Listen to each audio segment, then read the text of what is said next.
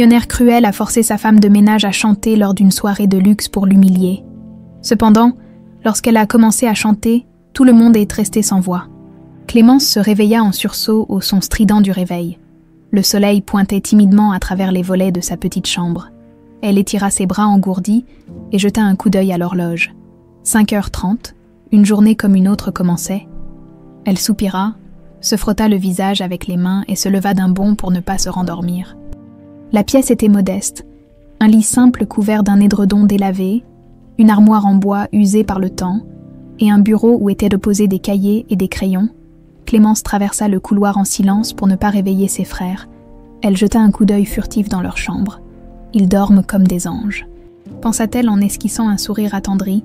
Dans la salle de bain, l'eau froide lui glaça le visage, mais cela eut au moins le mérite de la réveiller complètement. Après s'être rapidement habillée, elle enfila son uniforme de travail, un pantalon noir et une chemise blanche propre mais élimée aux coutures. Elle s'attacha les cheveux en une queue de cheval serrée.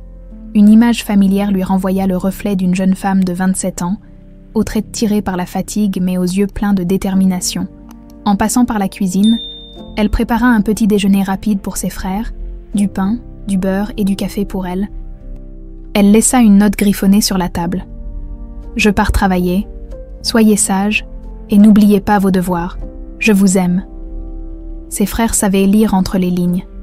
Cette phrase était à la fois une déclaration d'amour et une prière silencieuse pour qu'ils tiennent bon, malgré les difficultés. Elle attrapa son sac, inspira profondément et quitta l'appartement. Le froid du matin piqua ses joues, tandis qu'elle descendait les marches de l'immeuble. Dehors, le quartier de la Castellane était encore endormi. Les lampadaires projetaient une lumière blafarde sur les rues silencieuses. Clémence accéléra le pas pour attraper le bus de 6h ans. Le trajet jusqu'à la Villa Morel dura une trentaine de minutes. Dans le bus, elle ferma les yeux un instant, se laissant bercer par le bruit du moteur et les conversations à demi-mot des autres passagers. Un léger sentiment de résignation l'envahit, mais elle le chassa rapidement. Pas le temps de se plaindre. Se répéta-t-elle comme un mantra. À 6h30, elle arriva devant les grilles imposantes de la demeure des Morel. La villa, perchée sur une colline, dominait la ville avec arrogance. C'était une bâtisse élégante, avec de hautes fenêtres et des jardins parfaitement entretenus. Elle inspira profondément, avant de pousser le lourd portail en fer forgé. À l'intérieur, elle rejoignit rapidement les autres employés qui se préparèrent pour la journée. La chef de ménage, Madame Bertrand, une femme stricte d'une 50aine d'années, distribua les tâches avec sa froideur habituelle. « Clémence, tu t'occupes du grand salon aujourd'hui. Assure-toi que tout soit impeccable avant l'arrivée de Monsieur Morel. » Clémence acquiesça sans un mot et se mit au travail. Le grand salon était une pièce majestueuse. Avec des lustres en cristal et des tapis persans hors de prix, elle commença à épousseter les meubles avec soin. Chaque geste était précis, minutieux. Elle connaissait son travail par cœur et le faisait avec discrétion. Vers 8h, les portes de la villa s'ouvrirent avec fracas. Des bruits de pas résonnèrent dans le marbre poli. Antoine Morel fit son entrée, vêtu d'un costume sombre, grand, charismatique et pourtant glacial. Il traversa le hall sans prêter la moindre attention aux employés présents. Il semblait constamment pressé. Toujours absorbé par des affaires plus importantes que le monde qui l'entourait, Clémence baissa les yeux et poursuivit son nettoyage. Elle connaissait le caractère de Monsieur Morel. Distant, méprisant, parfois cruel, elle avait appris à se rendre invisible en sa présence. Mais ce matin-là, il s'arrêta brusquement. « Ah, toi !» dit-il en désignant Clémence du menton. « Viens ici. » Le cœur de Clémence se serra. Elle se redressa et s'avança lentement vers lui. « Oui, monsieur ?» demanda-t-elle d'une voix calme. Antoine la dévisagea un instant, un rictus moqueur étirant ses lèvres. « J'organise une fête ce week-end. Je veux que tu montres à mes invités comment la classe basse se débrouille pour amuser les riches. Tu sais chanter, non ?» Une vague de chaleur monta au visage de Clémence. Elle sentit le poids de l'humiliation s'abattre sur elle. Mais elle resta stoïque. « Oui, monsieur. »« Parfait. Samedi soir. Ne sois pas en retard. Sinon, tu sais où est la porte. » Il tourna les talons sans attendre de réponse, la laissant figée. Les mains tremblantes, une boule se forma dans sa gorge. Elle sentit les larmes lui monter aux yeux, mais elle les ravala. Elle ne pouvait pas se permettre de perdre ce travail. « Je vais le faire pour mes frères », se répéta-t-elle. le souffle court. Clémence sentit son estomac se tordre alors qu'elle regardait Antoine s'éloigner. Les autres employés évitèrent son regard. Certains par gêne, d'autres par peur que leur tour ne vienne. Elle inspira profondément pour calmer le tremblement de ses mains. Il fallait qu'elle tienne bon, pour ses frères, pour elle-même. Elle termina le nettoyage du grand salon. Ses gestes automatiques. Ses pensées, elles, tourbillonnaient dans sa tête. Chanter devant des inconnus fortunés, se ridiculiser pour le plaisir d'Antoine. Pourquoi fallait-il toujours que les puissants prennent plaisir à humilier ceux qui avaient moins qu'eux? Une colère sourde monta en elle, mais elle la refoula. La colère ne lui serait d'aucune utilité. La journée se termina péniblement. Chaque minute semblait s'étirer à l'infini. Clémence se força à garder le visage impassible. Elle prit congé de Madame Bertrand et quitta la villa, le cœur lourd. Dehors, le froid de fin d'après-midi la saisit. Elle enfila son manteau usé et marcha vers l'arrêt de bus. Ses pieds traînant sur le gravier, dans le bus bondé. Elle s'assit près de la fenêtre et observa le paysage défiler, les immeubles délabrés, les rues bruyantes. Tout semblait si loin du luxe étouffant de la Villa Morel. Ses pensées dérivèrent vers sa mère, disparue trop tôt. Elle aurait su quoi dire pour apaiser mes doutes, pensa-t-elle avec amertume. Mais maintenant, elle était seule à guider ses pas, arrivée chez elle. Clémence poussa la porte de l'appartement et fut accueillie par les rires de ses frères, Lucas et Mathis. Lucas, l'aîné des deux à 14 ans, leva les yeux de son manuel scolaire et sourit. Ça n'a été ta journée. Clémence, elle força un sourire. Comme d'habitude. Et vous, ça va? Mathis, 10 ans, se précipita pour lui montrer son dessin, une maison entourée de fleurs. J'ai fait ça pour toi. C'est notre future maison. Quand on sera riche, elle sentit une boule se former dans sa gorge, mais elle hocha la tête. Elle est magnifique, Mathis. J'ai hâte qu'on y vive. Elle déposa un baiser sur son front et se dirigea vers la cuisine pour préparer le dîner, pendant qu'elle épluchait des pommes de terre. La voix de Mathis résonna depuis le salon. « Clémence, tu vas bien ?» Elle ferma les yeux une seconde, ravalant ses larmes. « Oui, mon chéri, tout va bien. Il ne faut pas qu'ils sachent à quel point je suis inquiète, » se répéta-t-elle. Ils avaient déjà assez de soucis comme ça. Le dîner fut simple mais chaleureux. Les garçons parlaient de leur journée, des professeurs qu'ils n'aimaient pas, des rêves qu'ils caressaient. Lucas voulait devenir ingénieur. Mathis, lui, oscillait entre astronaute et joueur de foot. Clémence les écoutait avec une tendresse mêlée de douleur. Ils méritent une vie meilleure. Après avoir couché ses frères, elle s'assit dans le petit salon, le regard perdu dans le vide. Sa tête résonnait encore des paroles d'Antoine. « Montre à mes invités comment la classe basse se débrouille pour amuser les riches. » La rage monta de nouveau en elle. Elle serra les poings, ses ongles s'enfonçant dans sa paume. « Il veut m'humilier, me réduire à néant, mais je ne le laisserai pas faire. Si je dois chanter, je le ferai à ma façon. » Avec dignité, elle se leva d'un bond et fouilla dans une vieille boîte en fer rangée dans le placard. Ses doigts effleurèrent un carnet usé où elle notait autrefois les paroles de ses chansons. Ses souvenirs d'enfance ressurgirent, les après-midi passés à chanter dans le salon avec sa mère. Les rires, les encouragements. « Tu as une voix magnifique, ma chérie. Ne la cache jamais. » La voix de sa mère résonnait dans sa tête. Les larmes coulèrent silencieusement sur ses joues.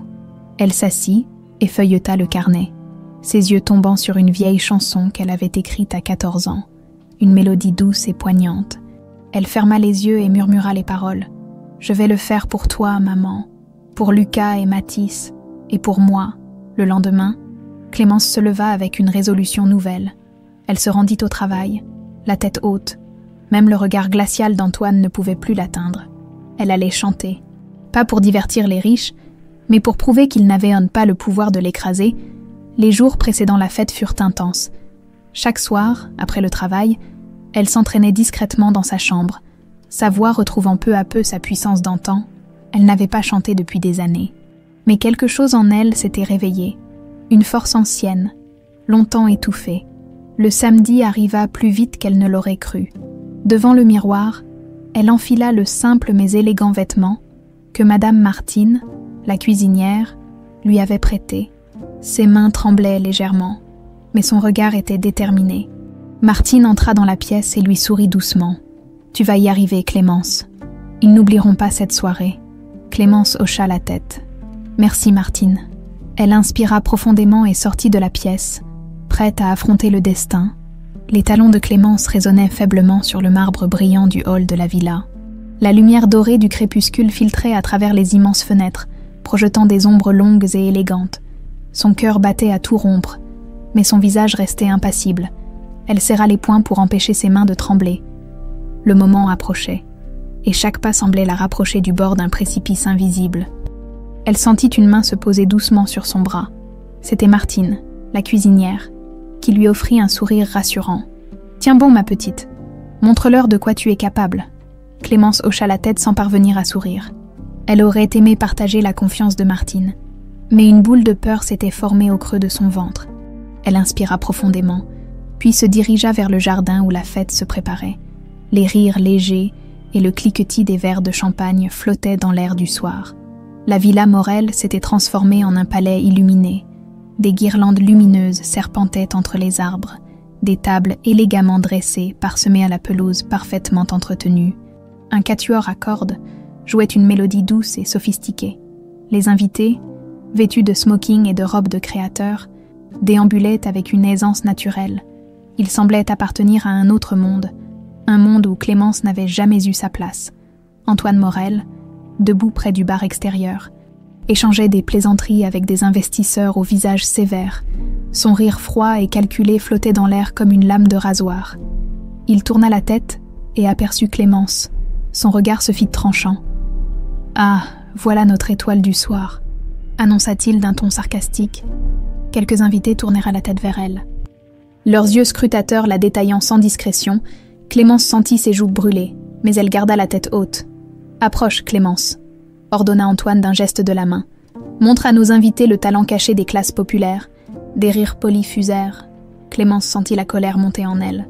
Une rage froide et contenue, elle serra les dents et se força à sourire. « Bien sûr, monsieur Morel. » Un silence se fit, tandis qu'elle s'avançait vers le petit podium installé pour l'occasion. Le quatuor cessa de jouer, et tous les regards convergèrent vers elle. Clémence monta les marches avec lenteur, le cœur battant à tout rompre. Chaque regard posé sur elle était une épée suspendue, prête à tomber. Elle ferma les yeux une seconde, se souvenant des paroles de sa mère. « Ne laisse jamais personne t'éteindre. » Elle inspira profondément et fit face à l'assemblée. Le silence était écrasant. Elle vit Antoine s'adosser nonchalamment au bar. Un sourire en coin, il attendait sa chute, son humiliation publique. Mais quelque chose en elle s'enflamma. Pas ce soir, pas cette fois.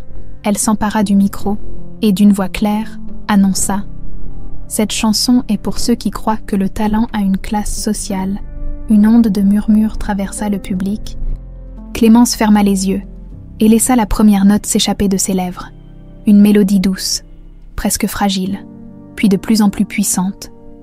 Sa voix, pure et vibrante, emplit l'espace, emportant avec elle toutes ses peurs et ses douleurs. Les conversations cessèrent instantanément. Les rires s'éteignirent. Il ne restait plus que cette voix qui racontait une histoire de lutte, de perte et d'espoir. Les notes s'élevaient dans le ciel étoilé, portées par une émotion brute et sincère. Certains invités baissèrent les yeux, gênés, touchés malgré eux. Martine, postée à l'arrière, sentit les larmes lui monter aux yeux. Même Antoine sembla désarçonné. Son sourire s'était figé. Il dévisageait Clémence, comme s'il la voyait pour la première fois. Il n'y avait plus de mépris dans son regard, seulement une perplexité croissante. Quand la dernière note mourut, le silence s'étira. Puis, quelqu'un applaudit, une femme élégante aux cheveux argentés.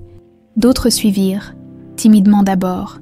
Puis, avec plus d'enthousiasme, les applaudissements se transformèrent en ovations. Clémence resta figée, les joues en feu, les yeux humides. Elle avait réussi, contre toute attente. Elle avait réussi. Elle descendit du podium, les jambes flageolantes. Des invités s'approchèrent déjà d'elle.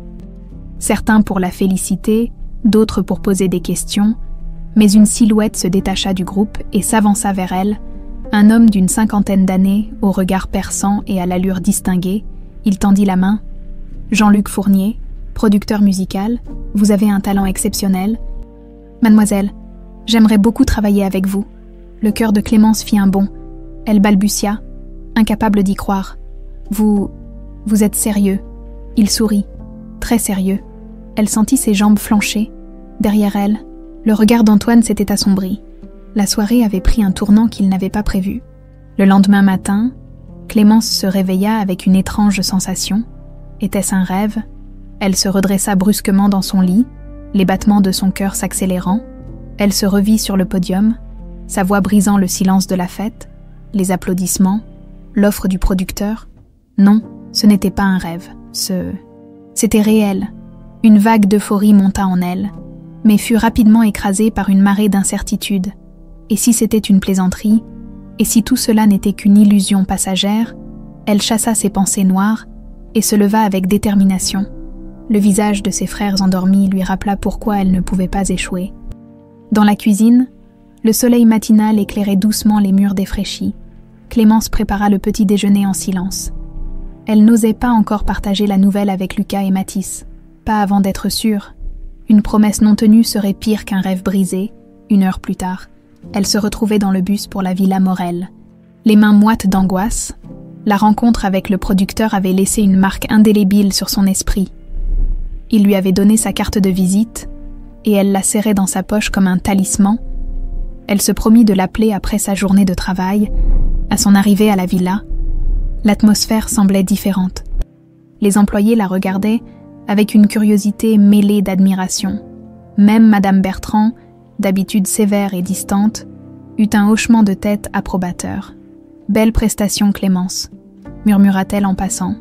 Clémence esquissa un faible sourire. Le souvenir de sa performance lui paraissait déjà lointain, presque irréel, mais il y avait autre chose dans l'air, une tension invisible qui flottait comme un nuage orageux. Elle le sentit aussitôt qu'elle entra dans le grand salon. Antoine Morel était là, debout près de la fenêtre, les bras croisés, ses yeux fixés à l'horizon. Mais elle savait qu'il l'avait entendu arriver. Il se retourna lentement, ses traits crispés par une expression indéchiffrable. « Clémence » commence-t-il d'une voix calme, presque douce. Cette douceur inhabituelle la mit immédiatement sur ses gardes. Elle se tenait droite, prête à encaisser ce qui allait suivre. « Je dois admettre que tu m'as surpris hier soir. Tu as une voix intéressante. » Elle serra les dents. Son compliment sonnait faux, creux, comme un masque qu'il portait pour cacher ses véritables intentions. « Merci, monsieur Morel », répondit-elle d'un ton neutre. Il s'approcha d'elle, ses pas résonnant sur le marbre glacé. « Le producteur qui t'a abordé. Jean-Luc Fournier. Je le connais bien. Je pourrais t'aider à tirer le meilleur parti de cette opportunité. » Clémence sentit une colère froide monter en elle. Maintenant qu'il voyait une chance de profiter de son succès potentiel, il changeait soudain de ton. Elle se força à respirer lentement. « Je vous remercie. »« Monsieur, mais je peux me débrouiller seule. » Les yeux d'Antoine se plissèrent légèrement. Pendant une seconde, elle crut y voir une lueur de frustration, mais il se contenta de sourire froidement. « Comme tu veux. Mais n'oublie pas, Clémence, le monde dans lequel tu t'apprêtes à entrer est impitoyable. Sans les bonnes alliances, tu pourrais te brûler les ailes. Je prendrai le risque, » murmura-t-elle fermement. Il hocha la tête, une ombre de dédain passant sur son visage. Puis, sans un mot de plus, il tourna les talons et quitta la pièce, la laissant seule avec ses pensées tourmentées. Le reste de la journée passa au ralenti. Chaque tâche semblait plus pesante que d'habitude. Les mots d'Antoine résonnèrent dans sa tête. Et s'il avait raison? Et si elle se jetait dans un monde qui allait la dévorer toute crue? Elle secoua la tête. Non, elle ne pouvait pas laisser le doute l'envahir. En fin d'après-midi, alors que le soleil déclinait, Clémence sortit discrètement son téléphone et la carte de visite du producteur. Ses doigts tremblaient légèrement, tandis qu'elle composait le numéro. « Jean-Luc Fournier à l'appareil », répondit une voix grave et chaleureuse. « Monsieur Fournier, c'est Clémence. Clémence Durand. Vous m'avez proposé de travailler avec vous après ma chanson à la fête hier soir. »« Ah, Clémence, je suis ravie que tu m'appelles. As-tu réfléchi à ma proposition ?»« Oui, et j'aimerais beaucoup vous rencontrer pour en parler plus en détail. »« Parfait. Passe donc à mon studio demain matin. Je suis sûre que nous allons faire de grandes choses ensemble. » Elle raccrocha, le cœur battant la chamade. C'était une étape. Une vraie. Un frisson d'excitation mêlé de peur la traversa. Elle serra le téléphone contre sa poitrine. C'est le début de quelque chose de nouveau. Ce soir-là, en rentrant chez elle, elle trouva ses frères en train de faire leurs devoirs. Elle s'assit avec eux, les regardant avec une tendresse infinie. Ils étaient sa raison de se battre, de croire en ses rêves. « Les garçons, dit-elle doucement, j'ai quelque chose à vous dire. » Ils levèrent les yeux, curieux. « Je vais peut-être devenir chanteuse, une vraie chanteuse. » Les yeux de Mathis s'illuminèrent. « Vraiment, tu vas passer à la télé. » Elle rit doucement. « Peut-être, mais une chose à la fois. » Lucas hocha la tête, son regard sérieux. « On est avec toi, Clémence. » Elle les serra dans ses bras, les larmes aux yeux. Pour la première fois depuis longtemps, elle sentait que l'avenir leur appartenait. Le soleil s'était couché depuis longtemps quand Clémence arriva devant les grilles de la villa Morel. La nuit était fraîche. Le vent léger faisait frémir les feuilles des arbres. Elle inspira profondément, cherchant à calmer les battements frénétiques de son cœur. La lumière éclatante des lustres et des guirlandes illuminait les jardins, projetant des reflets dorés sur le gravier. Les voix des invités, déjà présentes, formaient un bourdonnement sophistiqué et distant. Clémence serra son châle autour de ses épaules. Le simple mais élégant vêtement prêté par Martine lui donnait un air plus distingué que d'habitude. Mais en comparaison des robes somptueuses et des smokings raffinés qui défilèrent devant elle, elle se sentait encore plus petite et insignifiante. « Reste calme, » se répéta-t-elle. « Tu es ici pour chanter, pas pour rivaliser avec eux. » « Clémence, » chuchota Martine en arrivant derrière elle. « Tiens-toi droite, ma fille. Ils ne sont pas mieux que toi. » Elle hocha la tête, reconnaissante pour ses mots de réconfort. Martine lui serra brièvement la main, avant de retourner vers la cuisine. Clémence s'avança alors seule vers l'entrée principale. Ses pas mesurés, sa gorge sèche. Dès qu'elle franchit le seuil de la villa, le bruit des conversations et des éclats de rire la submergea. Les serveurs en veste blanche slalomaient habilement entre les convives. Offrant des coupes de champagne et des amuse-bouches sophistiquées, l'air était saturé de parfums coûteux et de fausse cordialité. Clémence se sentait comme une intruse dans une scène à laquelle elle n'appartenait pas. Elle aperçut Antoine Morel près du bar extérieur, un verre à la main. Il discutait avec un groupe d'hommes en costume sombre. Leur sourire poli cachant une avidité évidente, Antoine la remarqua presque instantanément. Un sourire narquois étira ses lèvres, tandis qu'il hochait la tête dans sa direction. « Ah, voilà notre artiste de la soirée !» annonça-t-il assez fort pour que plusieurs invités se retournent. Des regards curieux et condescendants se posèrent sur elle. Clémence sentit ses joues chauffer, mais elle força un sourire calme sur son visage. Elle ne devait pas montrer sa peur. « Vous êtes prête, Clémence ?» lança Antoine, une lueur moqueuse dans les yeux. « Oui, monsieur », répondit-elle d'une voix claire. Un serveur passa près d'elle, manquant de peu de renverser une coupe de champagne sur sa robe. Elle l'évita de justesse et s'avança vers le petit podium installé au centre du jardin. Les lumières tamisées projetaient un halo sur la scène improvisée. Le microphone, noir et brillant, semblait l'attendre comme un défi. Le quatuor à cordes s'interrompit, attirant l'attention de tous les invités. Un silence expectatif s'installa. Clémence sentit chaque regard peser sur elle comme un poids immense. Elle inspira profondément, cherchant à ignorer le battement frénétique de son cœur. « Tu peux le faire. C'est juste une chanson. Une chanson pour toi, pour maman, pour tes frères. » Elle saisit le microphone. Ses doigts légèrement tremblants, elle balaya la foule du regard et vit des visages froids, indifférents, prêts à rire à la moindre fausse note. Mais elle vit aussi Martine, discrètement postée à l'arrière, les yeux brillants de soutien. Cela lui donna la force nécessaire. Elle ferma les yeux un instant et, lorsqu'elle les rouvrit, elle avait retrouvé sa détermination. « Cette chanson, » murmura-t-elle, « est pour tous ceux qui croient que la valeur d'une personne se mesure à son compte en banque. » Un murmure parcourut la foule. Certains sourirent ironiquement, d'autres semblèrent intrigués. Antoine haussa un sourcil. Surpris par son audace, Clémence prit une profonde inspiration et entonna les premières notes. Sa voix, d'abord douce et fragile, emplit rapidement l'espace. Elle laissa les paroles s'échapper, racontant une histoire de courage, de perte et d'espoir. Chaque mot vibrait d'une sincérité brute. Chaque note portait le poids de ses années de sacrifice. Le silence se fit total. Même les serveurs s'étaient arrêtés pour écouter. Les rires et les conversations avaient disparu, remplacés par une attention captivée. Des regards autrefois méprisants s'adoucirent. Des yeux se voilèrent de larmes inattendues. Antoine, figé près du bar, regardait la scène avec une expression indéchiffrable. Il semblait surpris, presque déstabilisé. Il ne s'était pas attendu à cela, pas à cette force, pas à cette beauté inattendue. Lorsque la dernière note s'éteignit, le silence resta suspendu quelques secondes de plus, comme si personne n'osait briser ce moment.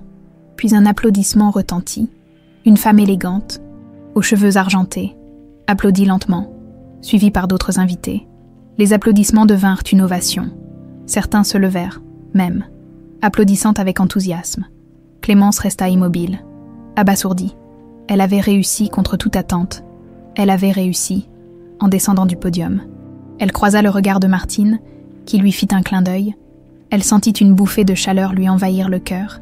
Elle avait fait plus que chanter, elle avait prouvé sa valeur. Mais une silhouette s'avança vers elle, l'attirant de ses pensées. C'était Jean-Luc Fournier, le producteur. Il tendit la main, un sourire sincère aux lèvres. « Vous êtes exceptionnelle, Clémence. J'aimerais discuter avec vous de votre avenir. » Le monde autour d'elle vacilla. L'avenir. Ce mot n'avait jamais semblé aussi réel.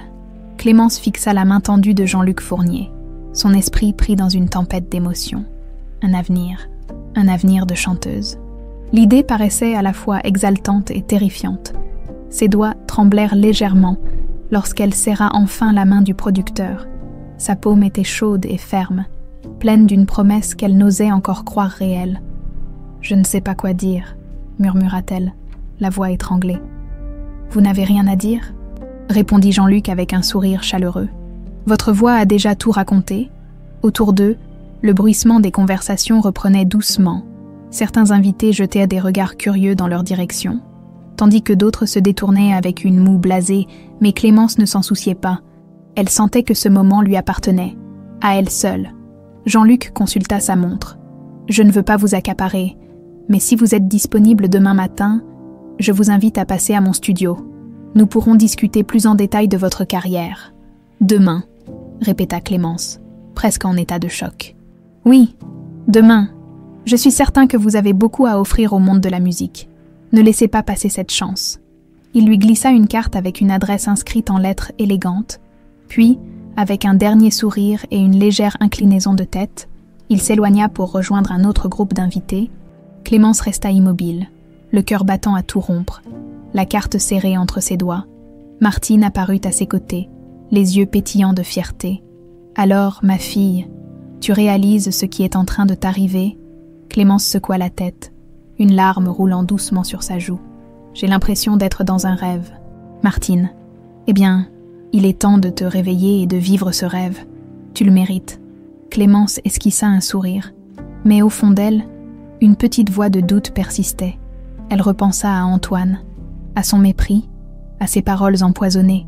Il n'avait sûrement pas dit son dernier mot, comme pour confirmer ses pensées. Une silhouette familière apparut dans son champ de vision. Antoine Morel s'avançait vers elle, son sourire figé comme une sculpture de marbre. Les invités s'écartaient discrètement sur son passage, sentant l'électricité dans l'air. « Félicitations, Clémence !» lança-t-il d'une voix douce, trop douce pour être sincère. « Il semble que tu aies trouvé ta voix. » Elle sentit ses muscles se tendre, mais elle garda le menton haut. « Merci, monsieur Morel. » Il inclina la tête, ses yeux cherchant à sonder les siens. « Je suis sûre que tu vas faire des merveilles. N'oublie pas d'où tu viens. » Le sous-entendu était clair, une piqûre de rappel pour la garder à sa place. Mais cette fois, ces mots glissèrent sur elle comme de l'eau sur du marbre. « Je n'oublierai jamais d'où je viens, monsieur. Mais je n'oublierai pas non plus où je veux aller. » Antoine haussa un sourcil, surpris par sa réplique. Une ombre passa sur son visage, mais il se contenta de sourire froidement, avant de tourner les talons et de disparaître parmi ses invités. Martine serra doucement le bras de Clémence. « Ne le laisse pas t'atteindre. Il voit que tu lui échappes, et ça le rend fou. »« Je sais, » souffla Clémence, « mais il ne m'arrêtera pas. Pas cette fois. » Le reste de la soirée passa dans un flou étrange. Plusieurs invités vinrent la féliciter, certains sincèrement impressionnés. D'autres par simple politesse, Clémence répondait avec des sourires et des remerciements, mais son esprit était ailleurs.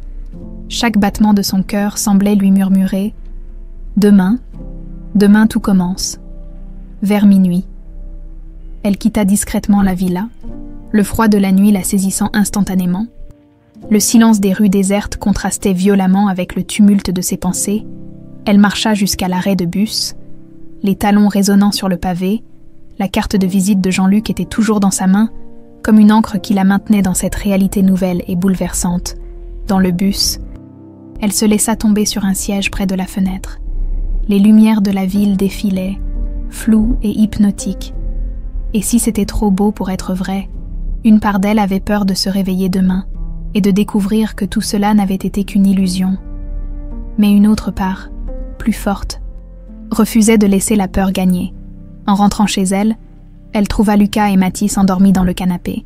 Ils avaient essayé de veiller pour l'attendre. Un sourire attendri étira ses lèvres. Elle les couvrit doucement avec une couverture et murmura « Je vais y arriver, pour vous ». Elle s'installa à la table de la cuisine.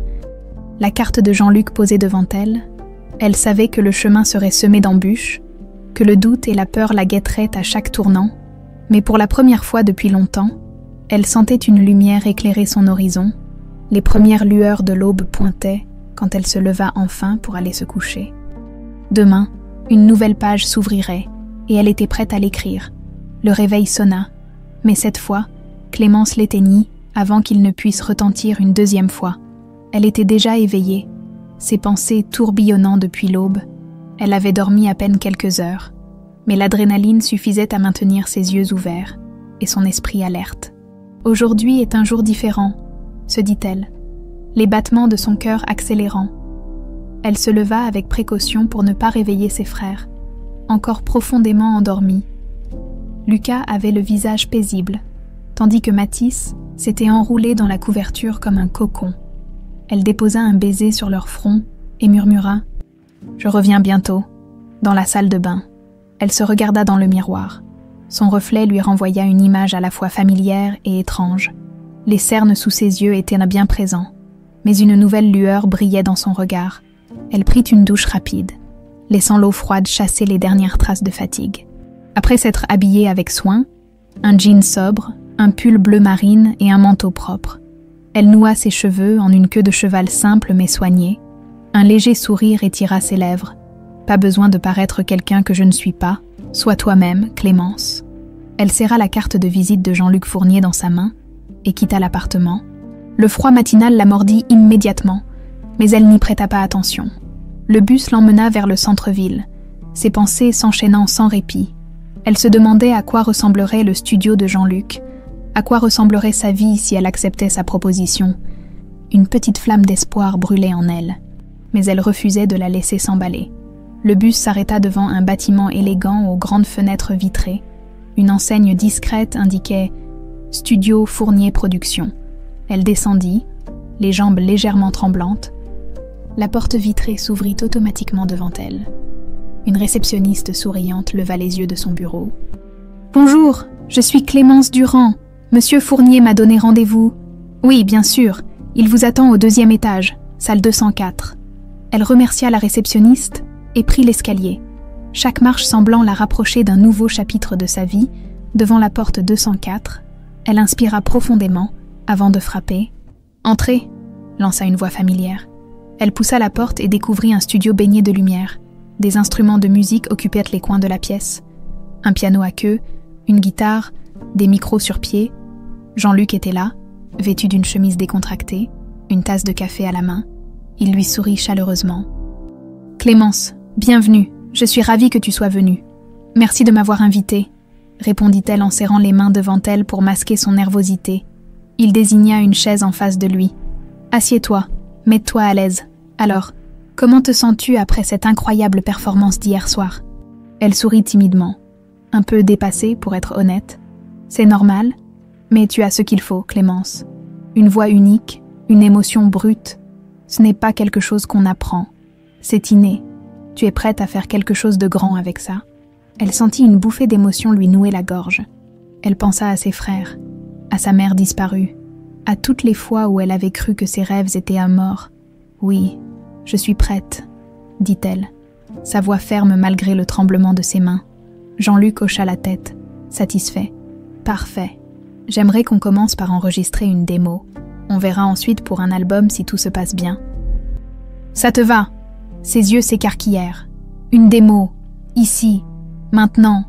Oui, maintenant. Rien ne vaut le moment présent. J'ai envie de capturer cette énergie brute que tu dégages. » Il se leva et l'emmena vers un micro installé près du piano. Un casque audio l'attendait sur le support. Elle sentit une vague de nervosité la traverser, mais elle se força à respirer lentement. « Tu peux le faire, Clémence. Tu l'as déjà fait hier soir. »« Prête ?» demanda Jean-Luc en ajustant les réglages. Elle hocha la tête et mit le casque. La musique commença doucement. Une mélodie au piano, simple et douce. Elle ferma les yeux et laissa sa voix s'élever. Les paroles de sa vieille chanson d'adolescence lui revinrent naturellement, comme une rivière reprenant son cours. Elle chanta comme si le monde extérieur n'existait plus. Elle chanta pour sa mère, pour Lucas et Mathis. Pour toutes les fois où elle avait cru que son rêve était enterré à jamais, sa voix vibrait de sincérité et de douleur, mais aussi d'espoir et de résilience. Quand la dernière note s'éteignit, elle rouvrit les yeux. Jean-Luc la regardait, visiblement ému. « Clémence, tu viens de créer quelque chose de magnifique. » Elle sentit les larmes lui piquer les yeux. Mais cette fois, c'étaient des larmes de joie. Le rêve était peut-être en train de devenir réalité. Clémence sortit du studio, les joues rougies par l'émotion, les oreilles encore bercées par les dernières notes de sa démo. La matinée s'était écoulée à une vitesse folle. Jean-Luc avait été patient et encourageant, guidant sa voix avec bienveillance tout en lui laissant une liberté totale d'expression. Pour la première fois depuis longtemps, elle avait l'impression que sa voix comptait réellement, qu'elle était entendue et respectée. Le soleil brillait haut dans le ciel lorsque la porte du studio se referma derrière elle. Elle inspira profondément, laissant l'air frais emplir ses poumons. C'était réel. C'était le début de quelque chose d'incroyable. Elle serra la sangle de son sac et descendit la rue en direction de l'arrêt de bus. Un sourire accroché aux lèvres, son téléphone vibra dans sa poche. Elle le sortit et lut le message avec une boule d'appréhension. « Jean-Luc Fournier, ta démo est superbe. On peut commencer à travailler sur le premier morceau. Rendez-vous lundi à 9h au studio. Félicitations. Clémence. » Son cœur fit un bond dans sa poitrine. Elle s'arrêta net sur le trottoir, le regard rivé sur l'écran. Un rire nerveux s'échappa de ses lèvres. Lundi, tout commençait vraiment lundi. Elle avait envie de crier sa joie, de partager cette nouvelle avec le monde entier. Mais en même temps, une part d'elle restait prudente. Il fallait encore que cela fonctionne, que tout se concrétise vraiment. Elle monta dans le bus, ses pensées s'emballant. Elle imaginait déjà Lucas et Mathis, leurs yeux écarquillés lorsqu'elle leur annoncerait qu'elle allait enregistrer sa première chanson. Ils avaient toujours cru en elle, même lorsqu'elle avait cessé de croire en elle-même. Le trajet jusqu'à la Castellane parut plus court que d'habitude. En descendant du bus, elle se hâta vers l'immeuble délabré où elle vivait. La cage d'escalier sentait toujours le renfermer, et la peinture écaillée semblait crier pour être remplacée. Mais aujourd'hui, rien de tout cela n'avait d'importance. Elle se sentait légère, presque insouciante. En ouvrant la porte de l'appartement, elle fut accueillie par les rires de ses frères. Lucas et Mathis étaient assis par terre, des feuilles de papier éparpillées autour d'eux, visiblement absorbés par un jeu de société improvisé. « Et vous deux ?» lança-t-elle, le cœur débordant d'amour. Lucas releva la tête et fronça les sourcils en la voyant. « Pourquoi tu souris comme ça ? T'as gagné au loto. » Mathis éclata de rire. « Clémence, tu souris trop, c'est bizarre. » Elle s'agenouilla devant eux et prit leurs mains dans les siennes. « J'ai une grande nouvelle à vous annoncer. Vous vous souvenez quand je vous ai dit que je voulais devenir chanteuse ?» Les yeux de Lucas s'illuminèrent. « Oui, pourquoi ? Tu vas chanter quelque part. Mieux que ça, Lucas. Je vais enregistrer une chanson, une vraie chanson, dans un studio, avec un producteur. Ça commence lundi. » Le silence se fit pendant une seconde, puis Mathis sauta dans ses bras, ses petites mains s'agrippant à son cou. « C'est vrai, c'est vrai. Tu vas passer à la radio ?» Lucas, plus posé, la regarda avec une fierté immense. « Je savais que tu y arriverais, Clémence. Je le savais. » Les larmes lui montèrent aux yeux. Elle serra ses frères contre elle, les mots lui manquant pour décrire ce qu'elle ressentait. Pendant quelques instants, ils restèrent enlacés, une petite bulle de bonheur au milieu des difficultés du quotidien, mais la réalité reprit vite ses droits. Lucas s'écarta légèrement, le regard inquiet. « Et ton travail chez Monsieur Morel, tu vas continuer à y aller. La question la frappa de plein fouet. Elle n'y avait pas encore réfléchi. Abandonner son travail à la villa signifiait perdre une source de revenus stable, même si le salaire était misérable et le traitement souvent humiliant. Mais pouvait-elle réellement poursuivre son rêve tout en continuant à subir les remarques acerbes d'Antoine ? Je ne sais pas encore, admit-elle. Je vais devoir y réfléchir. Lucas posa une main sur son épaule, son visage sérieux malgré son jeune âge. Quoi que tu décides, on est avec toi. Elle hocha la tête, touchée par la maturité de son frère. Elle allait devoir trouver une solution, mais pour l'instant, elle voulait juste savourer ce moment de bonheur. La soirée passa dans une ambiance joyeuse. Ils mangèrent ensemble, racontant des anecdotes et riant comme ils ne l'avaient pas fait depuis longtemps. Clémence se surprit à espérer un avenir où ces moments deviendraient la norme plutôt que l'exception.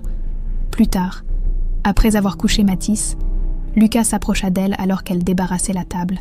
« Clémence, tu sais, je suis fière de toi. » Elle sentit sa gorge se serrer. Elle déposa l'assiette dans l'évier et se tourna vers lui. « Merci, Lucas. Ça compte beaucoup pour moi. » Il lui sourit et alla se coucher à son tour. Clémence resta un moment seule dans la cuisine, le regard perdu dans le vide. Lundi marquerait le début d'un nouveau chapitre. Elle ne savait pas où cette route l'amènerait, mais elle sentait au fond d'elle qu'elle devait la suivre. « Ne lâche rien, » se dit-elle. « Pour eux, pour toi, pour maman. » Lundi matin, Clémence se leva avant l'aube, l'estomac noué par un mélange d'excitation et d'appréhension. Elle se prépara en silence, prenant soin de ne pas réveiller ses frères. Une fois prête, elle laissa une note sur la table de la cuisine. « Je suis au studio. Prenez soin de vous. Je vous aime. » En sortant de l'immeuble, elle inspira profondément l'air frais du matin.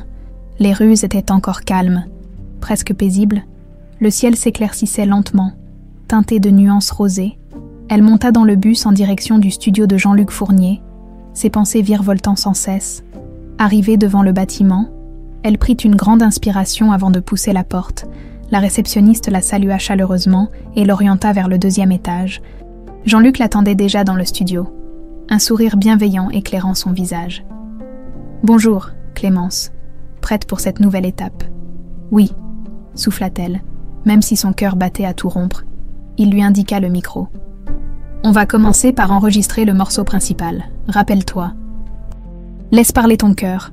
Le reste suivra. » Elle mit le casque et se plaça devant le micro. Les premières notes de la mélodie emplirent le studio. Fermant les yeux, elle laissa sa voix s'élever, portant avec elle des années de rêves enfouis et de douleurs silencieuses. Chaque mot vibrait d'une sincérité brute. Chaque note était une confession. Elle chanta comme si sa vie en dépendait, car quelque part, c'était le cas. Quand la dernière note s'éteignit, elle rouvrit les yeux. Jean-Luc souriait, visiblement ému. « C'était parfait, Clémence. On a quelque chose de spécial ici. » Elle sentit un frisson de bonheur la traverser. Pour la première fois, elle entrevoyait un avenir où ses rêves n'étaient pas simplement des illusions.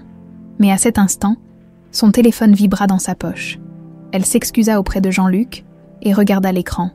Un message de Martine. « Martine. Clémence. Viens vite à la villa, quelque chose est arrivé. » Son cœur rata un battement. Elle releva les yeux vers Jean-Luc, le souffle court. « Je suis désolée, je dois partir. C'est urgent. » « Pas de problème. Prends soin de toi, Clémence. Appelle-moi quand tu seras prête à revenir. » Elle hocha la tête, ramassa ses affaires et sortit du studio en trombe. Le trajet jusqu'à la villa Morel lui parut interminable. Son esprit s'emballait, imaginant les pires scénarios. Qu'est-ce qui pouvait bien être arrivé? Lorsqu'elle arriva enfin devant les grilles de la villa, Martine l'attendait à l'entrée, le visage grave. « Martine, qu'est-ce qui se passe ?» demanda Clémence, le souffle court. Martine hésita, puis prit sa main. « Entre, il faut que je te montre quelque chose. » Elles traversèrent le hall, silencieuses.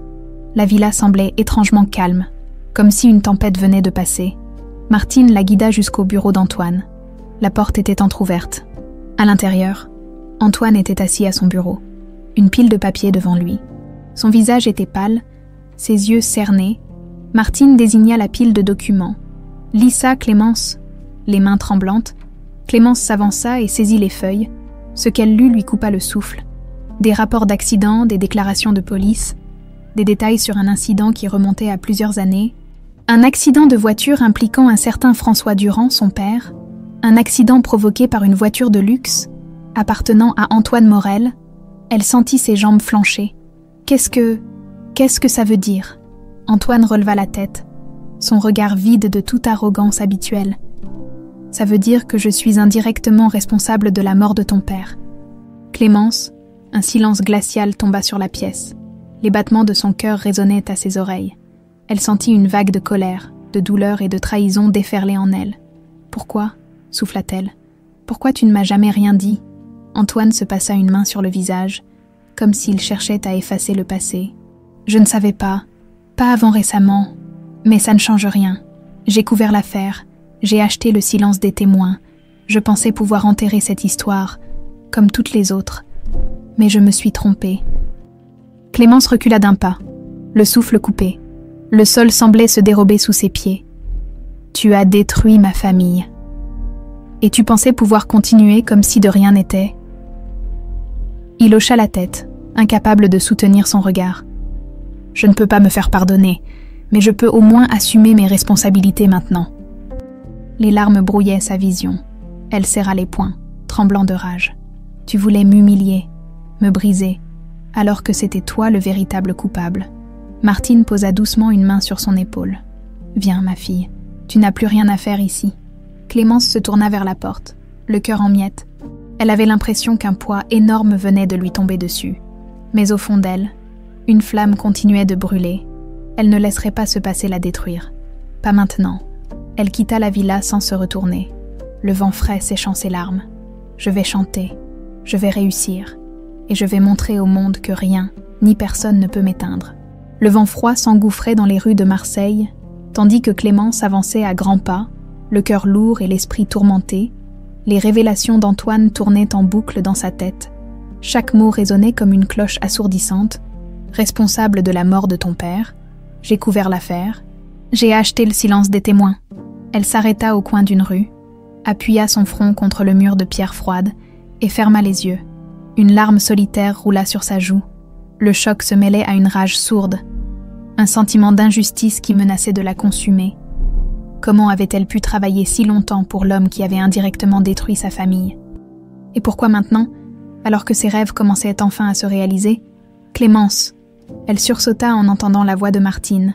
La cuisinière l'avait suivie, son visage marqué par l'inquiétude. « Ma fille, viens, il fait froid. Tu ne devrais pas rester dehors. » Clémence secoua la tête. « Je ne peux pas rentrer chez moi comme ça. Martine, j'ai besoin de comprendre. J'ai besoin de savoir toute la vérité. » Martine hésita, puis lui prit doucement la main. « Viens avec moi. Je pense que je connais quelqu'un qui peut t'aider. » Sans un mot de plus. Elles marchèrent côte à côte, jusqu'à une petite maison nichée dans une ruelle calme. Martine frappa à la porte, et une vieille femme aux cheveux blancs et aux yeux perçants ouvrit. « Suzanne, c'est Clémence, la fille de François Durand, » murmura Martine. Suzanne écarquilla les yeux, puis hocha la tête avec gravité. « Entre, ma petite. Je crois que tu as des questions. » Clémence pénétra dans le salon modeste. L'odeur du thé et des vieux livres l'enveloppant comme une couverture chaude, Suzanne s'assit dans un fauteuil usé et l'invita à faire de même. « J'ai travaillé pour les Morel pendant des années, » expliqua Suzanne d'une voix douce mais ferme. « J'étais là le soir de l'accident. Je n'ai jamais oublié ce qui s'est passé. » Clémence serra les poings sur ses genoux. « Dites-moi tout, s'il vous plaît. » Suzanne prit une grande inspiration. Ce soir-là, ton père revenait d'un chantier. Il pleuvait fort, et la visibilité était mauvaise. Antoine Morel roulait beaucoup trop vite. Il a perdu le contrôle de sa voiture et a percuté celle de ton père. François est mort sur le coup. La vieille femme baissa les yeux, la voix tremblante. Antoine était jeune et insouciant à l'époque. Sa famille a fait jouer ses relations pour couvrir l'accident. Ils ont payé les témoins pour qu'ils se taisent. Et Antoine a continué sa vie comme si de rien n'était. J'ai gardé le silence par peur de perdre mon travail. Mais j'ai toujours regretté. Clémence sentit une douleur vive lui transpercer la poitrine. Chaque mot de Suzanne confirmait ce qu'elle redoutait. Son père était mort à cause de l'arrogance et de l'impunité d'Antoine Morel. Mais désormais, elle connaissait la vérité. « Pourquoi maintenant? Pourquoi me dire ça après toutes ces années ?» Suzanne releva les yeux, ses rides marquées par le poids du remords. « Parce que je ne peux plus garder ce secret. Tu as le droit de savoir. Et peut-être que toi, Tu sauras quoi faire de cette vérité. Clémence hocha la tête, une détermination froide se lisant dans ses yeux. Merci Suzanne. Je vais faire en sorte que justice soit faite. Martine posa une main réconfortante sur son épaule. Qu'est-ce que tu comptes faire, Clémence? Elle inspira profondément. Je vais exposer la vérité. Je ne sais pas encore comment, mais je refuse de laisser cette histoire enterrée. Antoine doit répondre de ses actes. La colère en elle était comme un feu glacé, une flamme qui brûlait avec une intensité froide et implacable. Mais elle sentait aussi une étrange clarté. Elle ne se laisserait pas emporter par la haine. Elle voulait que justice soit faite, pas se venger aveuglément. Martine hocha la tête. « Je suis avec toi, quoi que tu décides. » Clémence lui adressa un sourire reconnaissant. « Merci Martine, je vais avoir besoin de tout le soutien possible. » En sortant de chez Suzanne, la nuit était tombée et les lampadaires projetaient une lumière pâle sur les pavés humides. Clémence sentit le poids de la journée s'abattre sur elle, mais une nouvelle force l'habitait. Elle n'était plus seulement une jeune femme qui rêvait de chanter, elle était une femme qui portait une vérité trop longtemps cachée. En rentrant chez elle, elle trouva Lucas et Mathis assis à la table, leurs visages illuminés par le faible éclat de la lampe. Lucas leva les yeux et fronça les sourcils. « Ça va, Clémence ?» Elle s'efforça de sourire. « Oui, ça va. J'ai appris des choses difficiles aujourd'hui, mais je vais m'en sortir. » Lucas s'approcha et prit sa main. « On est avec toi, quoi qu'il arrive. » Elle serra ses frères dans ses bras, les yeux humides. Ils étaient sa raison de se battre, de ne pas laisser le passé dicter leur avenir. En se couchant ce soir-là, elle sut qu'une étape cruciale l'attendait. Elle allait affronter Antoine Morel et dévoiler au monde ce qu'il avait fait, mais avant cela, elle devait préparer sa voix, sa force et son cœur. Clémence se réveilla avec une lourdeur dans la poitrine. La lumière froide de l'aube filtrait à travers les rideaux usés de sa chambre, projetant des ombres grises sur les murs. Elle fixa le plafond, ses pensées embrouillées. La vérité qu'elle avait découverte sur Antoine la rongeait de l'intérieur. Mais elle savait qu'elle ne pouvait pas rester immobile. Elle se leva doucement pour ne pas réveiller Lucas et Mathis, encore blottis sous leur couverture, en passant devant le miroir du couloir. Elle s'arrêta un instant. Le reflet qui lui faisait face était celui d'une jeune femme fatiguée mais déterminée. Ses yeux, cerclés de cernes, brillaient d'une lueur froide. « Il est temps d'agir », pensa-t-elle. Mais comment? Comment exposer Antoine sans se brûler elle-même au passage? Elle prépara le petit déjeuner machinalement, perdue dans ses réflexions. Les garçons entrèrent dans la cuisine, les cheveux en bataille et les yeux à moitié fermés. « Bonjour Clémence », murmura Mathis en se frottant les yeux. « Salut mon cœur, bien dormi ?» Il hocha la tête, tandis que Lucas s'installait en silence. Il l'observa avec attention, son regard sérieux. « Tu as réfléchi à ce que tu vas faire ?» Elle soupira, posant une tasse de café devant lui. « Oui, mais ce n'est pas simple. Si j'expose Antoine, je risque de perdre mon travail, et peut-être même la possibilité d'enregistrer l'album. » Lucas serra les poings. « Il mérite d'être puni pour ce qu'il a fait à papa. Je sais, Lucas, mais je ne veux pas que notre vie devienne encore plus difficile. Il faut que je trouve la meilleure façon de faire. » Un silence tendu s'installa. Mathis, sentant la gravité de la conversation, murmura timidement. « Tu vas arrêter de chanter, alors ?» Clémence sentit une douleur lui transpercer le cœur. Elle s'agenouilla à côté de lui et prit ses petites mains dans les siennes. « Non, Mathis, je ne vais pas arrêter. Peu importe ce qui arrive, je continuerai de chanter. Pour toi, pour Lucas, pour maman et pour moi aussi. » Mathis hocha la tête, les yeux brillants. « Promis? Promis ?» Un coup frappé à la porte la fit sursauter. Elle échangea un regard inquiet avec Lucas avant de se diriger vers l'entrée. En ouvrant, elle découvrit Martine, le visage grave et inquiet. « Clémence, il faut que tu viennes. Antoine a convoqué tous les employés à la villa. Je crois qu'il prépare quelque chose. » Le cœur de Clémence se serra. Elle jeta un coup d'œil à ses frères. « Je reviendrai vite, les garçons. Ne vous inquiétez pas. » Lucas hocha la tête, ses mâchoires serrées. « Fais attention à toi. » Elle suivit Martine à travers les rues froides de Marseille, le silence entre elles lourd de non-dits. À chaque pas, la tension dans sa poitrine augmentait. Elle sentait que quelque chose allait se briser, une digue prête à céder sous la pression. En arrivant à la Villa Morel, elle remarqua que l'atmosphère était différente. Les employés se tenaient en petits groupes, chuchotant avec nervosité. Les visages étaient tendus, les regards fuyants. Elle croisa le regard de Madame Bertrand, la gouvernante, qui détourna aussitôt les yeux. « Qu'est-ce qui se passe ?» murmura Clémence à Martine. « Je ne sais pas, » répondit-elle d'une voix serrée. « Mais je n'aime pas ça. » La porte du grand salon s'ouvrit brusquement, et Antoine apparut, impeccable dans son costume sombre. Son visage était fermé, ses yeux durs comme la pierre. « Entrez tous !» ordonna-t-il d'un ton glacial. Les employés se faufilèrent dans le salon, le silence pesant comme une chape de plomb. Clémence serra les poings pour se donner du courage. Elle sentait le regard d'Antoine se poser sur elle, lourd de sous-entendus. Il se plaça au centre de la pièce et balaya l'assemblée du regard. « Je vous ai convoqué pour mettre les choses au clair. Certains d'entre vous ont peut-être entendu des rumeurs ces derniers jours, des histoires sans fondement qui menacent de ternir ma réputation et celle de ma famille. » Son regard s'arrêta sur Clémence.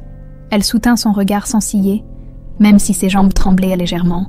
« Je ne tolérerai pas que des mensonges mettent en péril ce que j'ai construit. Si quelqu'un ici a quelque chose à dire, qu'il le dise maintenant. » Un silence pesant suivit ces paroles. Clémence sentit tous les regards se tourner vers elle. La peur et la colère s'entrechoquaient dans son esprit. Elle savait qu'il attendait qu'elle parle, qu'il espérait la briser publiquement, mais elle ne lui donnerait pas ce plaisir. « Je n'ai rien à dire, monsieur Morel, » déclara-t-elle d'une voix calme mais ferme. Une lueur de surprise passa dans les yeux d'Antoine, vite remplacée par un rictus satisfait. « Bien, retournez au travail. » Les employés quittèrent la pièce en silence, un par un. Martine serra discrètement la main de Clémence en passant. Quand la salle se vida, Antoine s'approcha d'elle. « Sage décision, Clémence. Ne joue pas à des jeux qui te dépassent. » Elle planta ses yeux dans les siens. « Ce n'est pas un jeu, monsieur Morel, et vous ne m'avez pas encore gagné. » Elle tourna les talons et quitta le salon. Le cœur battant à tout rompre. La bataille n'était pas finie. Elle le savait. Et elle était prête. Clémence quitta la villa Morel d'un pas rapide, le cœur tambourinant dans sa poitrine. Le vent froid giflait son visage, mais elle ne le sentait même pas. Les paroles d'Antoine résonnaient encore dans sa tête. « Ne joue pas à des jeux qui te dépassent. » Il pensait avoir gagné, avoir réduit son courage au silence. Il se trompait lourdement. Elle marchait sans but précis, ses pensées en ébullition. Elle ne pouvait plus se taire. Cette vérité qu'elle portait en elle, aussi lourde et douloureuse soit-elle, devait être révélée. Antoine devait faire face à ses actes, à cette arrogance qui avait coûté la vie à son père et détruit sa famille. Mais comment ? Comment dénoncer un homme aussi puissant sans se retrouver écrasé par lui ? Clémence. Elle se retourna et vit Martine courir pour la rejoindre, le souffle court. La cuisinière posa une main sur son épaule. « Tu vas bien, ma fille ?» Clémence inspira profondément pour calmer le tremblement de ses mains. « Non, Martine, je suis fatiguée de me taire, fatiguée d'avoir peur. Je dois révéler ce qu'il a fait, peu importe les conséquences. » Martine hocha la tête, le regard empreint de détermination. « Alors tu n'es pas seule, je serai à tes côtés, quoi qu'il arrive. » Un frisson de gratitude traversa Clémence. Elle n'était pas seule. Elle serra la main de Martine, s'accrochant à ce soutien comme à une bouée de sauvetage. « J'ai une idée, » murmura Clémence. Un moyen de faire éclater la vérité, sans qu'Antoine puisse l'étouffer. Martine fronça les sourcils. « Quel est ton plan ? » ?»« Je vais utiliser ma voix, Martine. Je vais chanter, mais cette fois, ma chanson racontera la vérité. Une chanson qui révélera tout au grand jour. » Martine hocha la tête lentement, une lueur d'espoir dans les yeux. « Une chanson ne peut pas mentir. Et avec ta voix, le monde écoutera. » Le soir même, Clémence s'enferma dans sa petite chambre, une feuille blanche devant elle. La lumière de la lampe de chevet éclairait son visage concentré. Elle prit une profonde inspiration et laissa couler les mots. Chaque phrase était une blessure ouverte, chaque ligne une vérité qu'elle avait enfouie pendant trop longtemps. Les souvenirs de son père affluaient, sa silhouette penchée sur ses plans de construction, ses mains calleuses, son rire chaleureux. La douleur de sa perte était toujours là, vive et brûlante. Mais cette fois, elle transformerait cette douleur en force.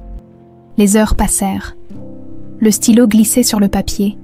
Les mots prenaient forme, porteurs de sa colère et de son espoir. Quand elle releva enfin la tête, l'aube teintait déjà le ciel de nuances rosées. Elle relut les paroles de sa chanson. Le cœur battant, c'était parfait. Elle savait que cette chanson pouvait tout changer, qu'elle risquait de perdre son travail, peut-être même sa chance avec Jean-Luc Fournier, mais elle n'avait pas le choix. La vérité devait éclater. Elle se leva, étira ses muscles endoloris et se dirigea vers la cuisine. Lucas et Mathis étaient déjà réveillés, leur visage curieux. « Tu as écrit une nouvelle chanson ?»« Clémence ?» demanda Mathis, ses yeux pétillants d'excitation. Elle hocha la tête, un sourire doux sur les lèvres. « Oui, une chanson très spéciale. » Lucas sentit le sérieux dans sa voix. « C'est à propos d'Antoine, n'est-ce pas ?» Elle soupira et passa une main dans ses cheveux. « Oui, il est temps que le monde sache ce qu'il a fait. » Lucas s'approcha et la prit dans ses bras. « On est fiers de toi, Clémence. Quoi qu'il arrive, les mots de son frère lui donnèrent la force dont elle avait besoin. Elle embrassa leur front et sortit de l'appartement.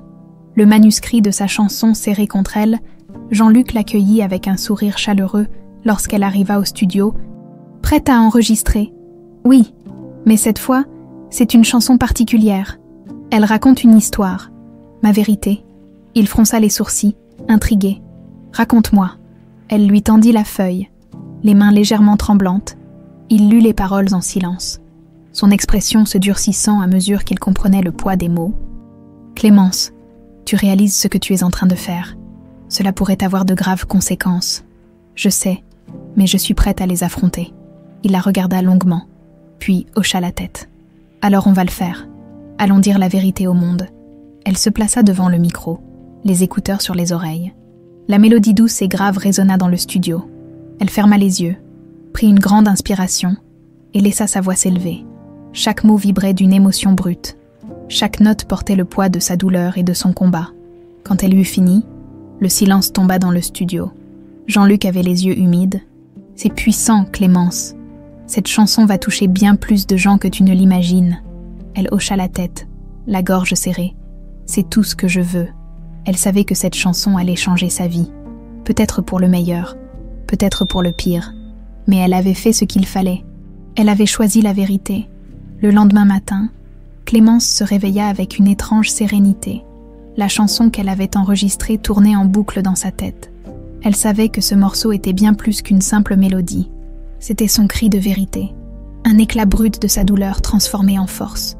Assise à la table de la cuisine, un café tiède entre les mains, elle relisait une fois de plus le message que Jean-Luc lui avait envoyé tard la veille.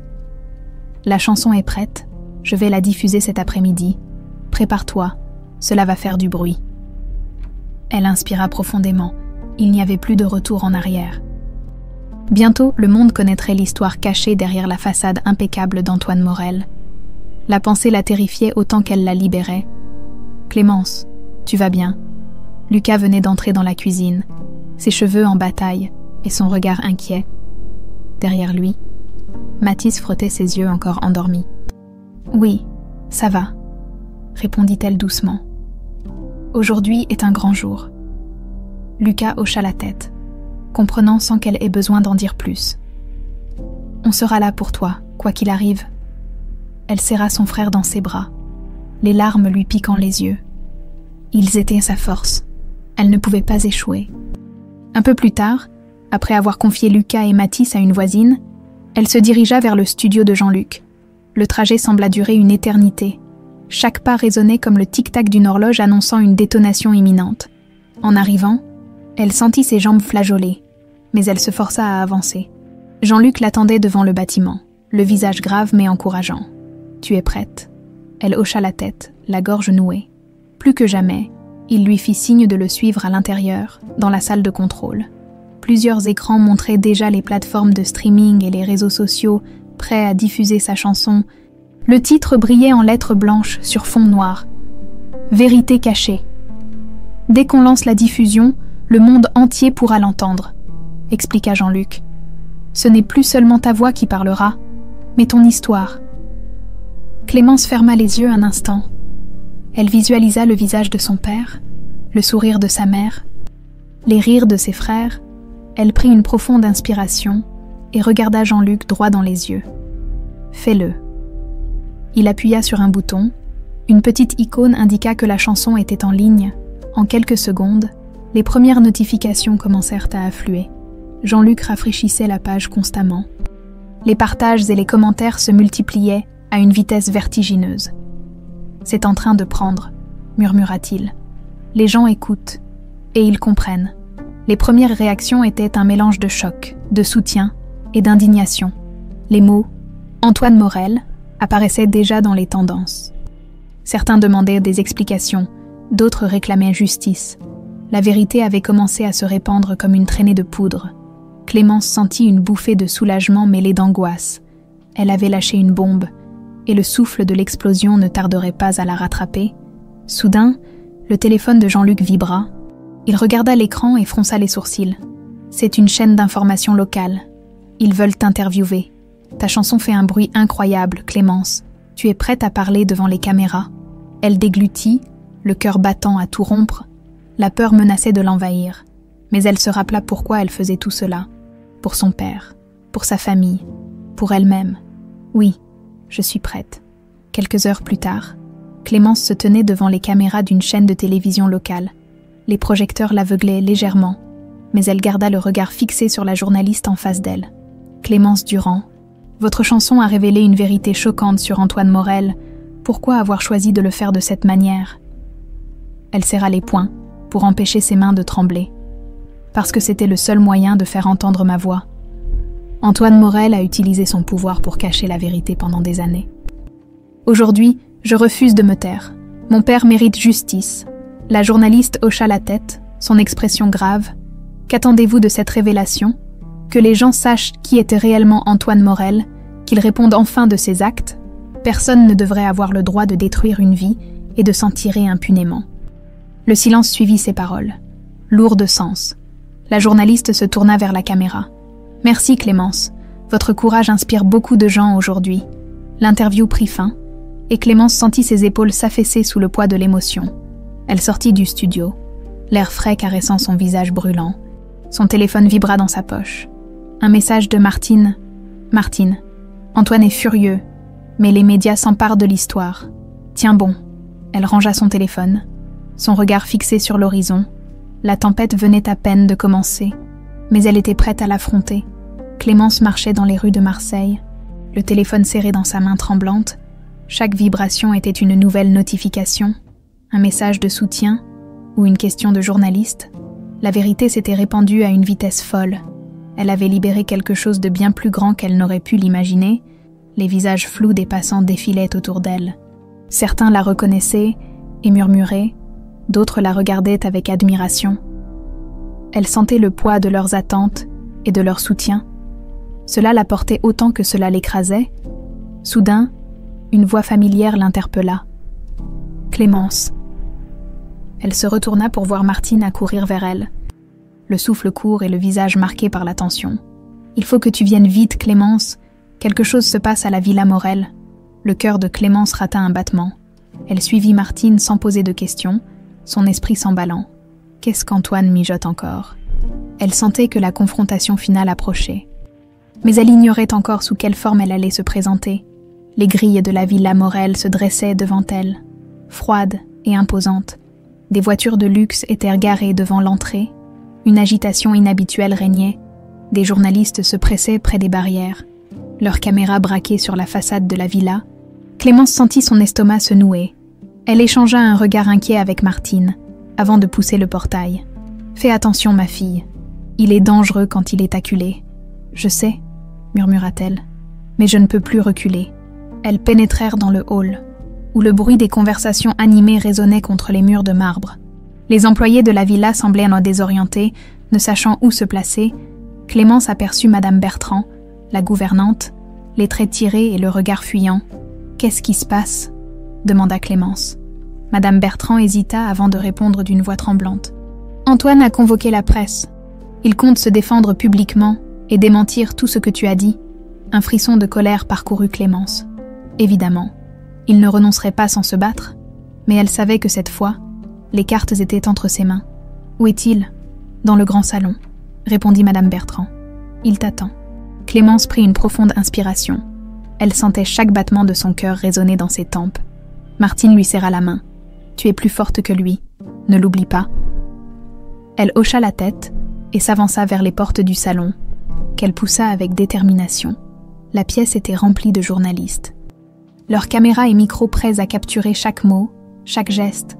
Antoine se tenait au centre de la pièce, vêtu d'un costume sombre, le visage fermé et les traits tirés par la fatigue et la colère. Il tourna la tête vers elle, son regard glacial.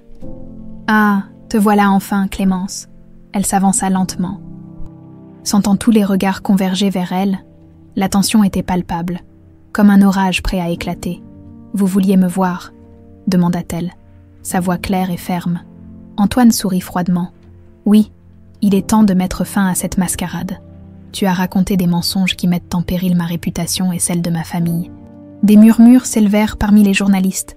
Clémence serra les poings pour contrôler la colère qui montait en elle. « Ce ne sont pas des mensonges, vous le savez très bien. » Il avança de quelques pas, ses yeux plantés dans les siens. « Tu crois que tu peux me détruire avec une simple chanson ? Je suis intouchable, Clémence. Tout ce que tu as, ce sont des accusations sans preuve. » Elle sentit une vague de panique l'envahir. Et s'il avait raison ? Et si tout cela se retournait contre elle ? Mais une voix intérieure, calme et claire, lui souffla de ne pas abandonner. « Vous voulez des preuves ?» demanda-t-elle d'une voix glaciale. « Vous les aurez ?»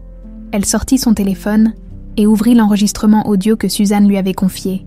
La vieille femme avait pris le risque de raconter toute la vérité sur bande.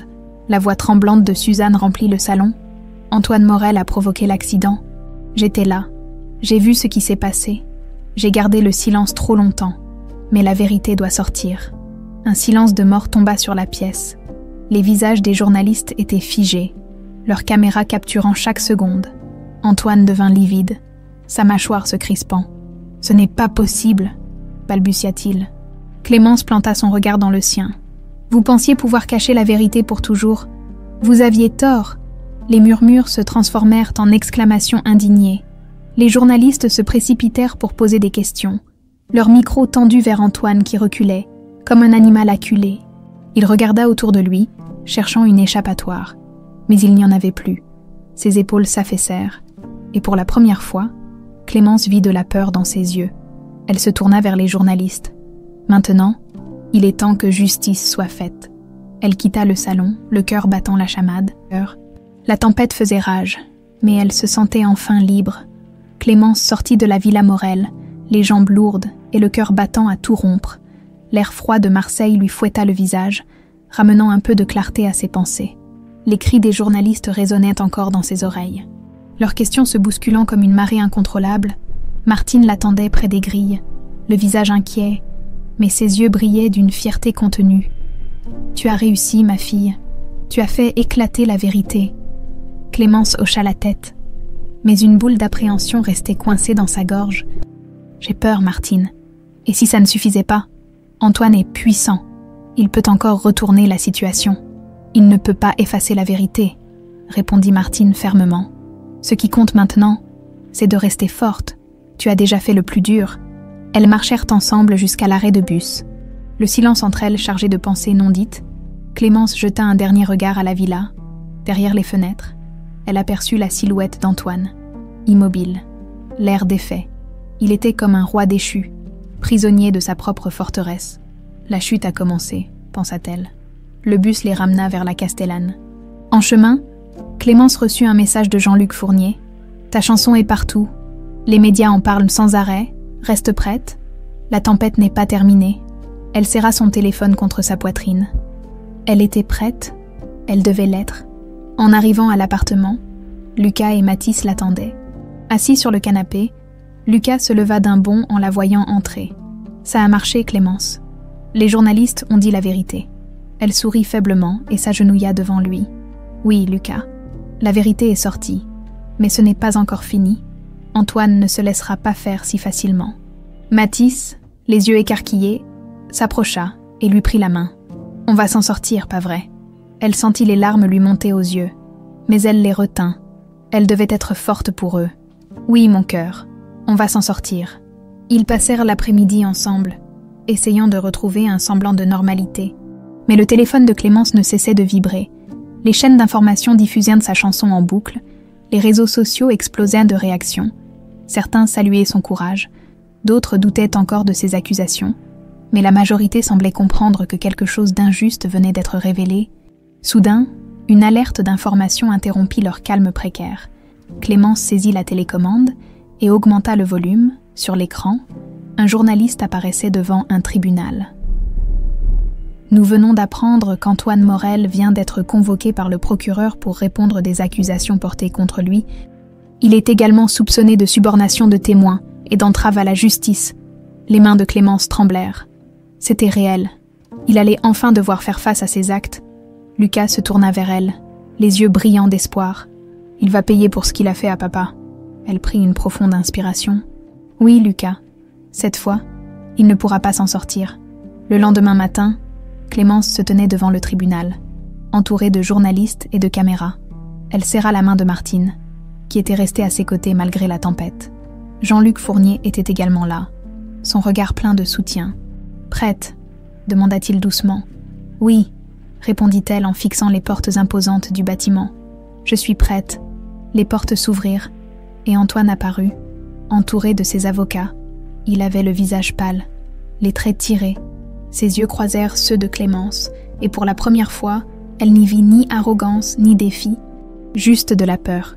Il passa devant elle sans un mot, les flashs des caméras illuminant son visage défait. Clémence sentit un étrange mélange de satisfaction et de tristesse. Ce combat lui avait pris une partie d'elle-même, mais elle savait qu'elle avait fait ce qu'il fallait. Une journaliste s'approcha, tendant son micro. « Clémence, que ressentez-vous en voyant Antoine Morel enfin traduit en justice ?» Elle réfléchit un instant, cherchant les mots justes. « Je ressens de la paix, pas de la joie, mais de la paix. La vérité est sortie, et c'est tout ce que je voulais. » La journaliste hocha la tête. Impressionnée par la dignité de sa réponse, Clémence se tourna vers Martine et Jean-Luc. « C'est fini, » murmura-t-elle. Jean-Luc sourit doucement. « Non, Clémence, ce n'est que le début. Ta carrière, ton avenir, tout est devant toi. » Elle sentit une vague d'émotion l'envahir. Elle avait commencé cette bataille pour son père, pour sa famille, mais elle avait aussi trouvé sa propre voix, une voix qu'elle n'avait plus peur d'utiliser. Martine la serra dans ses bras. « Tu as changé ta vie, ma fille, et celle de beaucoup d'autres. » Clémence sourit, les larmes aux yeux. « Oui, et je suis prête pour la suite. » Elle leva les yeux vers le ciel, où le soleil perçait à travers les nuages. Pour la première fois depuis longtemps, l'avenir semblait lumineux. Un mois s'était écoulé depuis le procès d'Antoine Morel. Le tumulte médiatique s'était calmé, mais la vie de Clémence avait irrémédiablement changé. Les chaînes d'information avaient couvert chaque détail du procès, révélant les manipulations, les mensonges et les abus de pouvoir d'Antoine. Il avait été condamné à plusieurs années de prison pour homicide involontaire et subornation de témoins. Clémence se tenait sur le balcon de son petit appartement à la Castellane. Le soleil de printemps réchauffait sa peau, et une douce brise faisait flotter ses cheveux. Elle regarda les rues en contrebas, là où les enfants jouaient et où les voisins échangeaient des salutations chaleureuses. Ce quartier, marqué par tant de difficultés, lui semblait aujourd'hui plein de promesses. Lucas et Mathis jouaient dans le salon avec un vieux jeu de société, leurs rires emplissant l'espace de chaleur et de vie. Elle ferma les yeux un instant, savourant ce moment de paix. Le chaos des derniers mois semblait enfin s'être apaisé. Une sonnerie de téléphone rompit le silence. Clémence sursauta légèrement, avant de décrocher. C'était Jean-Luc Fournier. « Salut Clémence. J'espère que je ne te dérange pas. »« Non, pas du tout. Comment ça va ?»« Très bien. Écoute, je voulais te dire que le premier single est prêt à sortir. Le label est enthousiaste. Et ils veulent que tu viennes enregistrer le clip. » Le cœur de Clémence bondit dans sa poitrine. Elle avait travaillé sur cette chanson avec Jean-Luc depuis le procès. Canalisant toutes ses émotions pour créer quelque chose de vrai et d'authentique, la musique l'avait sauvée, lui avait permis de transformer sa douleur en espoir. C'est incroyable, Jean-Luc. Merci pour tout ce que tu as fait pour moi. C'est toi qui as fait le plus dur. Ton talent mérite d'être partagé avec le monde. Tu es prête à vivre cette aventure. Elle inspira profondément, un sourire se dessinant sur ses lèvres. Oui, je suis prête. Ils échangèrent quelques détails pratiques. Puis elle raccrocha. Ses mains tremblaient légèrement. Mais cette fois, c'était d'excitation, pas de peur. Elle se tourna vers Lucas et Mathis, qui la regardaient avec curiosité. « J'ai une grande nouvelle, les garçons. Je vais enregistrer un clip pour ma chanson. Ça veut dire que bientôt, vous pourrez me voir à la télé. » Mathis bondit de joie. « À la télé, comme une vraie star. » Lucas, plus mesuré, sourit et hocha la tête. « Je savais que tu y arriverais. » Clémence, elle les serra dans ses bras, les larmes aux yeux. Ils étaient sa force, sa raison de se battre. Grâce à eux, elle avait tenu bon, même dans les moments les plus sombres. Quelques jours plus tard, elle se tenait devant le studio d'enregistrement où le clip allait être tourné, les projecteurs, les caméras et les techniciens s'affairaient autour d'elle. Jean-Luc s'approcha, son sourire chaleureux lui apportant du réconfort. « Prête pour le grand moment. Plus que jamais, » répondit-elle avec un sourire déterminé. Elle enfila un casque et prit place devant le micro. Les paroles de sa chanson gravées dans son cœur. La musique démarra, douce et puissante à la fois. Elle ferma les yeux et laissa sa voix s'élever, emplie de tout ce qu'elle avait vécu et ressenti. Les caméras capturaient chaque expression, chaque émotion. Ce n'était pas seulement une chanson, c'était son histoire, sa vérité. Elle chantait pour son père, pour sa mère, pour ses frères et pour tous ceux qui avaient été réduits au silence. Quand la dernière note s'éteignit, un silence ému tomba sur le studio. Jean-Luc essuya discrètement une larme avant de s'approcher. « C'était parfait, Clémence. Tu viens de toucher le cœur de tout le monde. » Elle sourit. Le cœur léger. « Merci, Jean-Luc.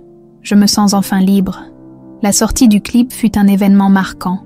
Les réseaux sociaux s'enflammèrent, les radios passaient sa chanson en boucle, et les critiques saluaient son authenticité et sa puissance émotionnelle. Clémence Durand n'était plus seulement une jeune femme de la Castellane, elle était une artiste, une voix qui portait un message de vérité et de résilience. Un soir, après une journée de promotion épuisante, elle s'installa sur son balcon avec Lucas et Mathis. Le ciel s'embrasait de nuances roses et orangées. Lucas la regarda avec sérieux. « Tu es heureuse, Clémence. » Elle sourit et fixa l'horizon. « Oui, Lucas, je suis heureuse. Je sais que tout ne sera pas facile, mais je suis enfin sur le chemin qui me ressemble. » Mathis s'endormit sur ses genoux, et Lucas posa la tête sur son épaule. Une paix profonde l'envahit. Ils étaient ensemble, et c'était tout ce qui comptait. Elle leva les yeux vers les premières étoiles qui apparaissaient dans le ciel. Sa mère, son père, ils étaient là quelque part, veillant sur elle. Elle murmura doucement. « Merci de m'avoir donné la force de continuer. » Une douce brise caressa son visage, comme une réponse silencieuse. Un nouveau chapitre commençait. Et cette fois, elle était prête à en écrire chaque ligne.